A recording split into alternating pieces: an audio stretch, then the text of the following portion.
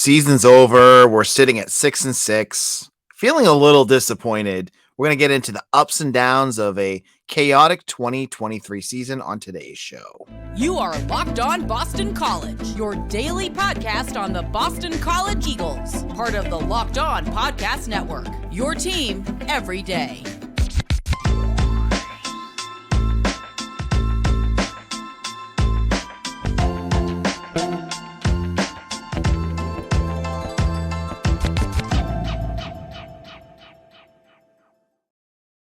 Hello and welcome. This is Locked On BC. I am your host, AJ Black.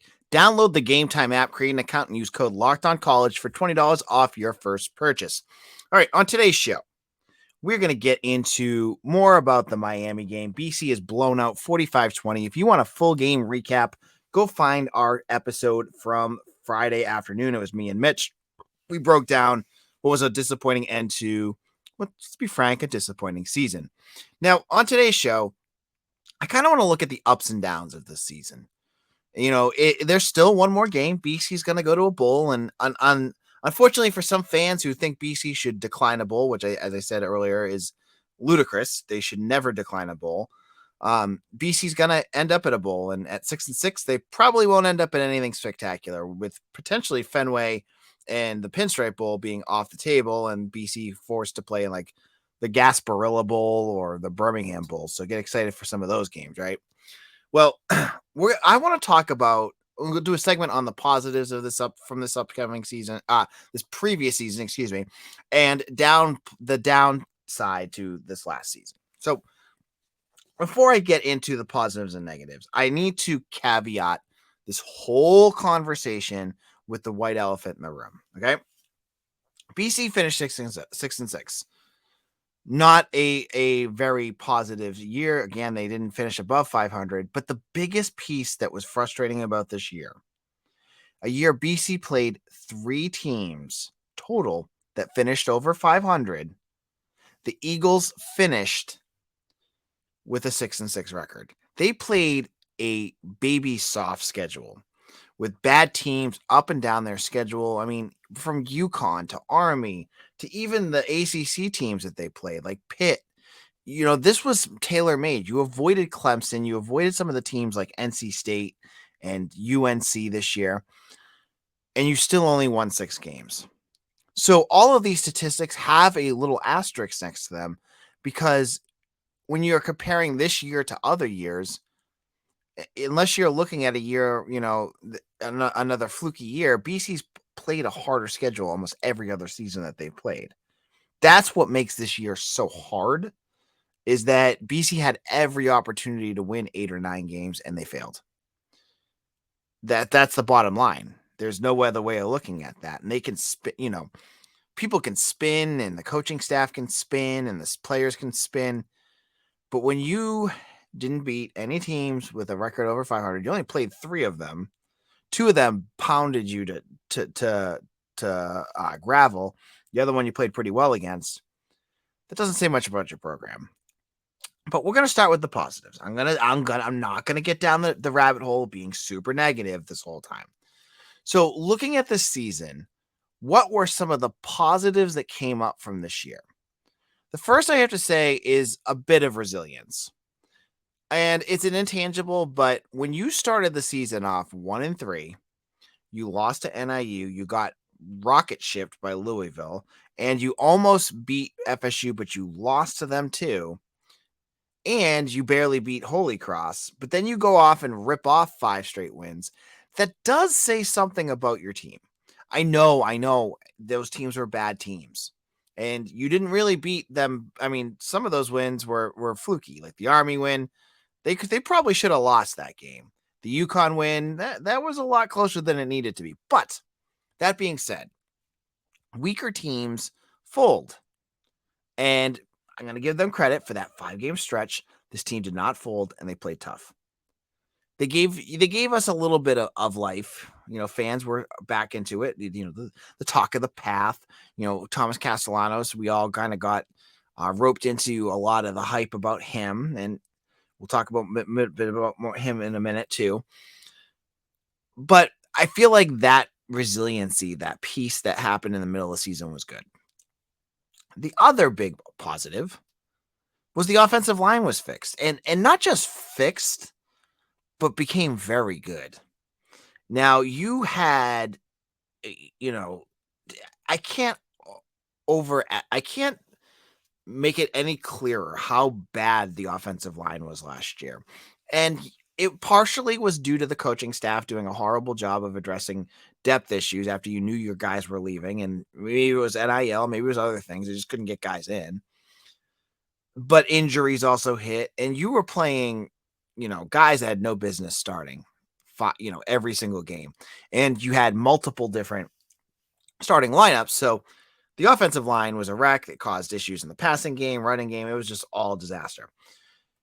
Jeff Hafley, to his credit, and I know folks don't want to give him any credit right now, but I will give him credit that he did the right thing on 3 different things for the offensive line this offseason. Well, we'll give him 4, actually. We'll give him 4 things he did great with. One, he was probably integral in keeping Christian Mahogany back. That was big. He could have left. He could have gone into the transfer portal. He did not. That was good. He brought in Logan Taylor, who was fine. Not great, fine. Kyle Hergel, minus the 1 or 2 stupid penalties he was due with, basically every game, was good. A humongous upgrade over what they had at guard last year. And number 4, and one BC fans have to eat crow on, Matt Applebaum came back, and he did a great job. He was the best coach on this team this year. He was what Broyles semifinalist. He brought the offensive line back to where it needs to be. And honestly, folks have been asking me, like, if there's a coach that could leave, obviously the defensive side of the ball, I'd worry about maybe them if Hafley's still here, and this is Sunday night, and I haven't heard anything about any changes there. I would think there'd be changes on the defensive side of the ball. I don't think any of the coaches on the defensive side of the ball will be poached. After this year, that's not happening. I do think if a team needs a good offensive line coach, Matt Applebaum might be a name they might look at. That's the one coach I think they could leave after this year. Everyone else is kind of like, meh. They don't need any of those guys, right? So the offensive line this year, BC, for most of the year until things kind of fell off at the end, was able to run the ball. They had the second best rushing offense in the ACC. They were running the ball very effectively. Against some of the weaker teams, Thomas Castellanos had all day in the pocket.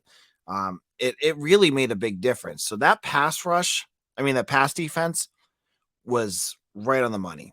And those are my 2 big positives. That's about all I got. And I will also add a little note here. I will say for Thomas Castellanos, earlier this year, I went crazy. I thought this guy was going to be the second coming of Kyler Murray. I think it's a little bit, well, let's say very much premature. He's shown a lot. And if he can improve, if he can develop, if Shimko and Chud can develop him, he could be very good. But he's still got a long way to go.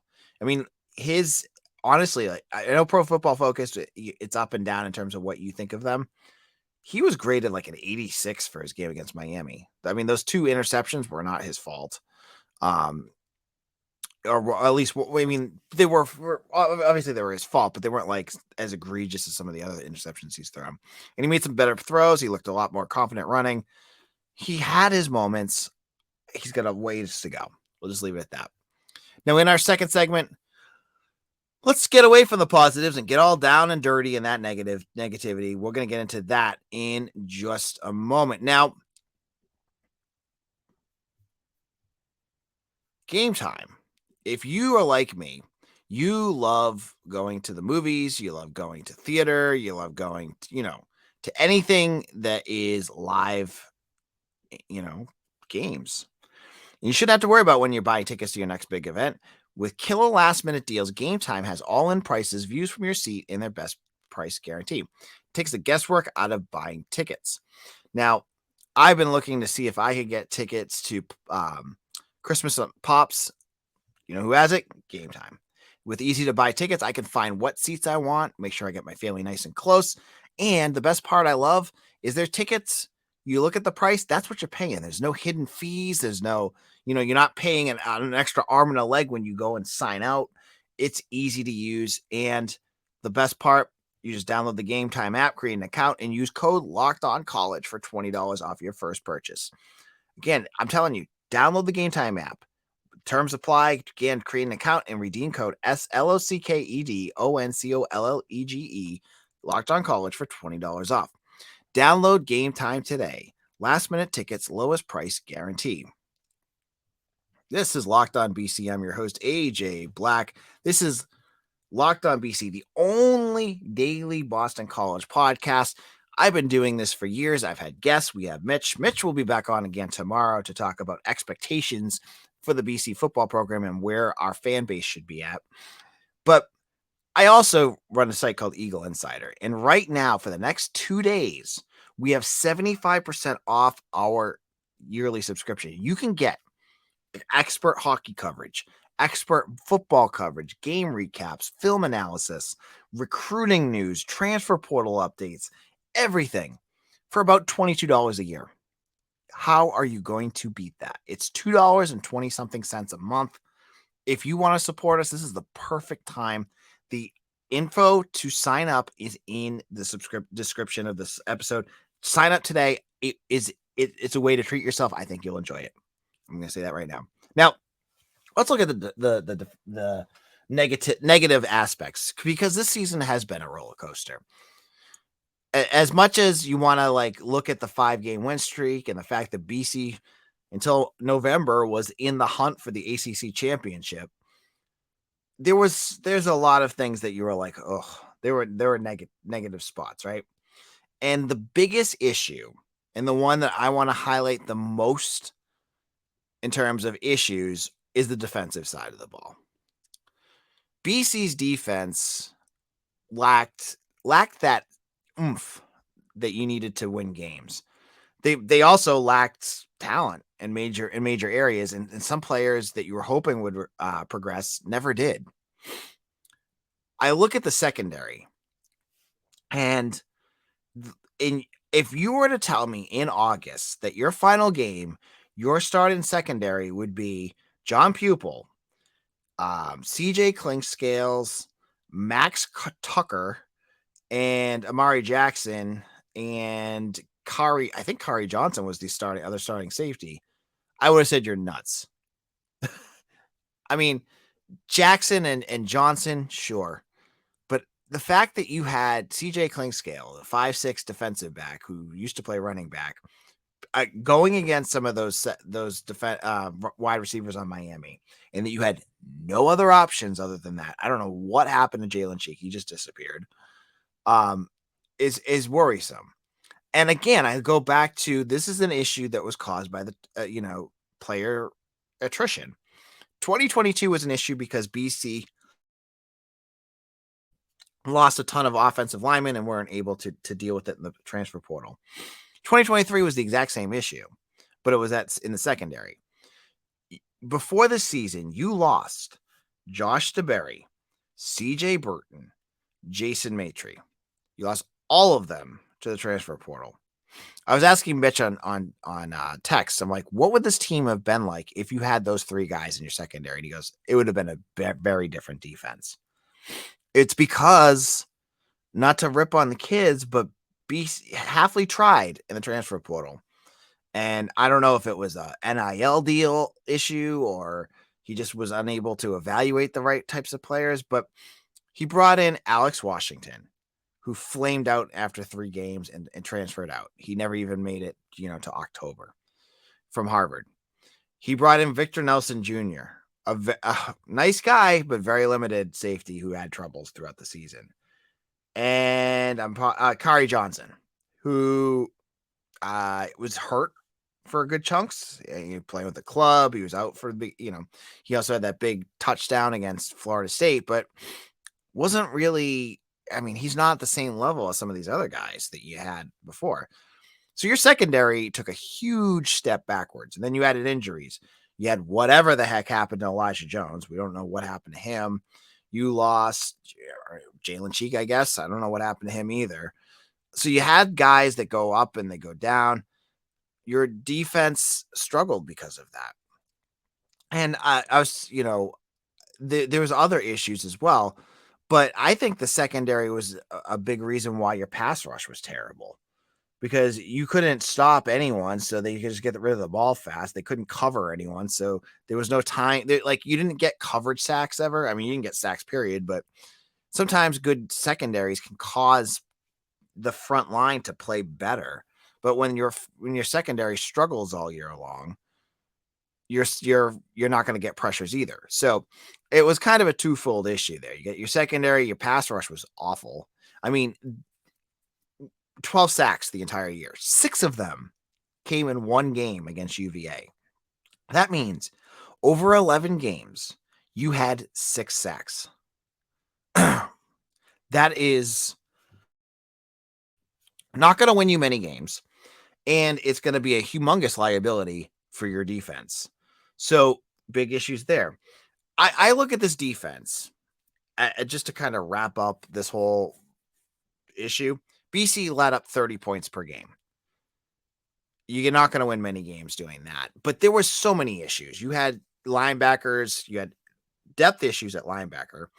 Bryce Steele is gone. Jalen Blackwell's gone. Excuse me.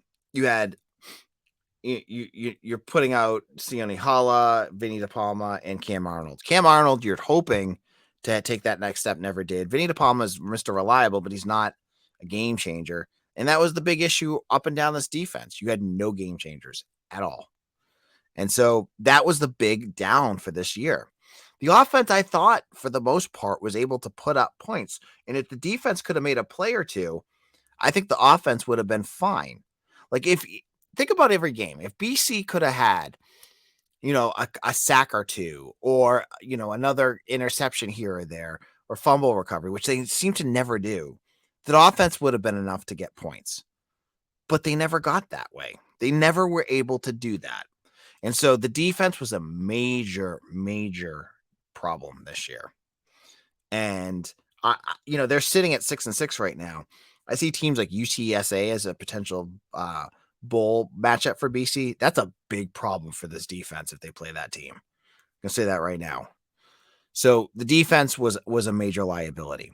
Now, in our moment, I'm going to chat a little bit about some of the other things going on in terms of things on campus. We had games. We had for basketball and hockey. I can't wait to talk about both. One's going in one direction, one's going in the other.